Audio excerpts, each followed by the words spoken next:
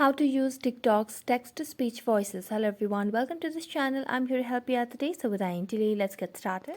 So first of all, launch the TikTok application on your device and make sure that you're logged into your account. Now tap on the plus icon at the bottom of the screen, and what you can simply do over here is make a short video over here, or as long video as you would want for yourself. Then simply tap on the check mark. Now as you tap on the check mark, you can simply add text. So let's tap on the text icon at the right side of the screen. So I'm gonna simply type in like hey there, and what you can simply do is tap on done. As you tap on done, you can simply select on the text, and here you have the option of text to speech.